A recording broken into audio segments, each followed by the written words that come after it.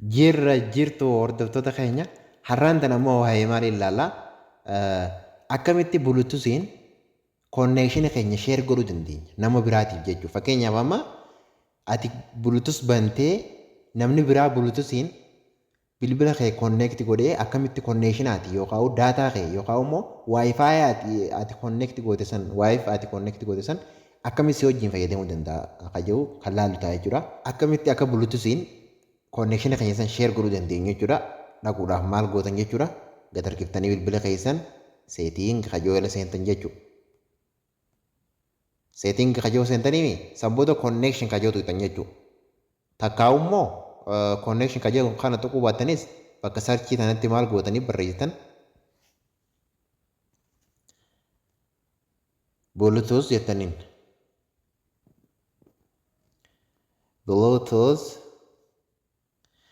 ጊዜ jettanii barreessanii beekuu isiniif fide jechuudha. Bluetooth tethering kajoo kana tuqxan jechuudha. Unoo kagadii kanarratti bluetooth buluu jettanii eega barreessitan jechuudha. Inni kun bluetooth jedhee akkanatti opshinii kana isiniif fida.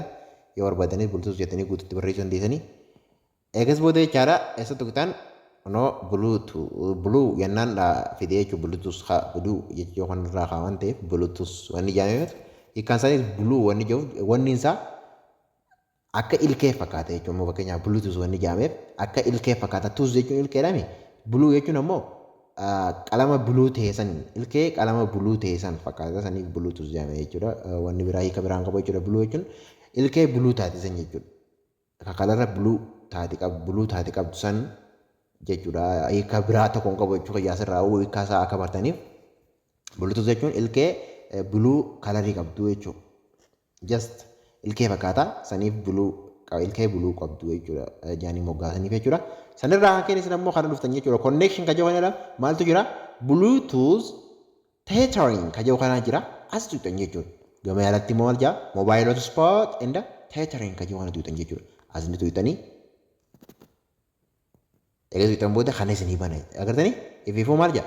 Bluetooth tethering share your phone's internet connection using Bluetooth fayyadamii fi fayyadamii konneekshina intarneeta keessan sheer godhii yaa kana bantan jechuudha. Ongoonee jirra jechuudha. Ongoonee jirra. Kana booda namni maal godhuu danda'a jechuudha. Maal jagama kanatti ready to share this phone's internet connection jechuudha.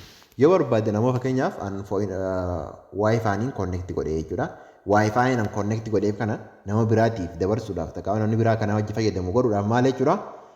Kanumaan banaa fi sanboota namni san buluutuus banee na barbaade jechuudha. Bilbila kiyya konneekti godheetuma just pair gootanii waliin bilbila biraa saniin jechuudha. Namni konneekshina isin fayyadamta kana isin wajjin fayyadamuu ni danda'a jechuudha. Hotspot qofa banaan oolinaa hotspot qofa banaa ooluu osoo hin ta'in buluutuusinis akka konneekshina sheer godhuu hin danda'amu isin garsiisuu barbaadeeti. I hope wanta gaarii qabartan abdiin qabasirraa yeroo dhuftu immoo wantoota kanaa fi kanaan wal fakkaatan kan qabannee dhufnu ta'a.